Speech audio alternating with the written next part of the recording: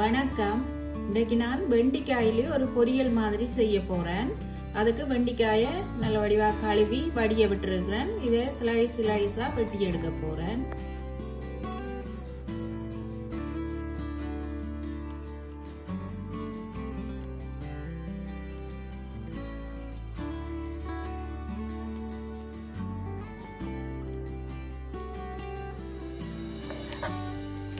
வெண்டிக்காயை இப்படி ஸ்லைஸாக வெட்டினாத்தான் இந்த நாங்கள் போடுற உப்பு, மஞ்சள் தூள், மிளகாய் தூள் எல்லாம் இதோட இந்த வெண்டிக்காயோட நல்லா சேரும். அதுக்காண்டி தான் நான் இப்படி வெட்டுறேன்.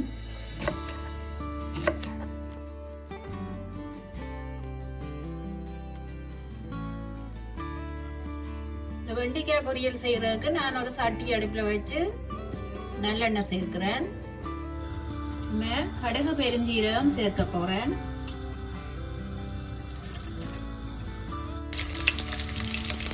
உள்ளி 2-3 பல்லு சின்ன வெட்டி வச்சிருக்கிறேன், அதை சேர்க்கிறேன்.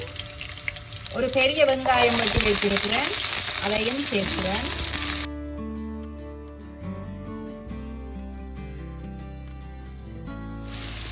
கருவேப்பிலை கொஞ்சம் சேர்ப்போம். இது ஒரு கண்ணாடி பதம் வரும் வரையும் வதங்கட்டும். இனிமே இதுக்குள்ள செத்தல் மிளகாயும் பச்சை மிளகாயும் சின்ன நான் வெட்டி வச்சிருக்கிறேன், அதை சேர்க்க போறேன்.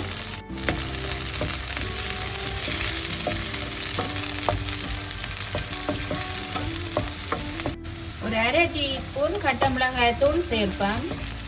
சேர்த்துட்டு எல்லாத்தையும் நல்லா கலந்து வதங்க விடுவோம். இப்போ வெங்காயம் பொன்னிறமாக வதங்கி கொண்டு வந்துட்டுது. இந்த நேரத்தில் இந்த வெண்டிக்காயை சேர்ப்போம்.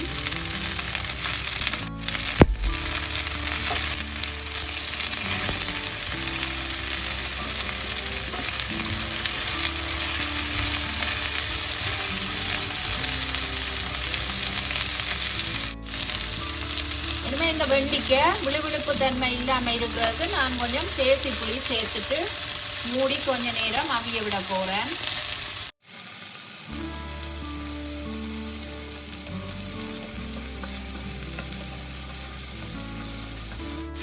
வெண்டிக்காயில தண்ணி தன்மை இருக்குது, அதுலயே இது அவிஞ்சு வரும். கொஞ்ச நேரம் மூடி விடுவோம். இனிமே இடைக்கிடையே ஒரு காசு வந்து இதை கலந்து விடுவோம். இனிமே வெண்டிக்காய் கொஞ்சம் வதங்கி கொண்டு வர உப்பு சேர்க்க போறேன்.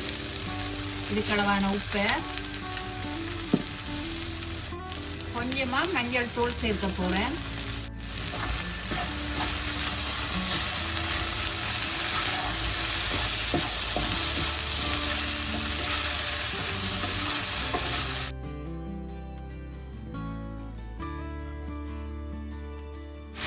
இந்த உப்பு சேர்த்த வேற தண்ணி கொஞ்சம் நீத்து கொண்டு வருது.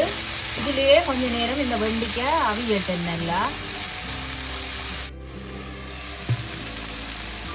வெண்டிக்காய் கொஞ்ச நேரம் அவிஞ்சு கொண்டு வந்துட்டுது. இந்த நேரத்தில் நான் ஒரு 1/2 டீஸ்பூன் தனி மிளகாய் பவுடர் சேர்க்கிறேன். அதோட 2 டீஸ்பூன் கடலைப்பருப்பு, எள்ளு, உளுத்தம்பருப்பு, அதோட மிளகு, சீரகம், செத்தல் மிளகாய் வறுத்தரைச்ச பவுடர் கொஞ்சம் சேர்க்கிறேன். சேர்த்துட்டு எல்லாத்தையும் நல்லா கலந்து கொஞ்ச நேரம் வதங்கட்டும். இது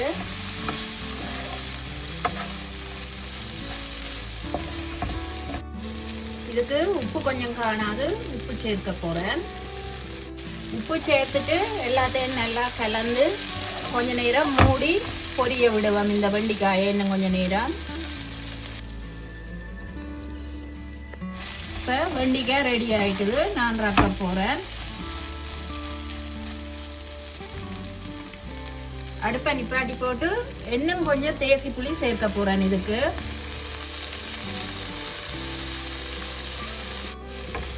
ஒரு பாதி தேசி புளி காணும். இதுக்கு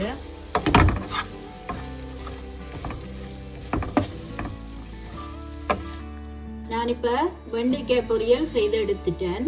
இது கறியா வைக்க சில பேருக்கு விருப்பம் இருக்காது. இப்படி பொரிச்சா விரும்பி சாப்பிடுவினோம்.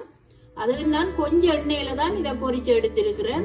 உங்களுக்கு இந்த ரெசிபி பிடிச்சிருந்தா எங்களோட சேனலுக்கு ஆதரவு தாங்கோ. நன்றி.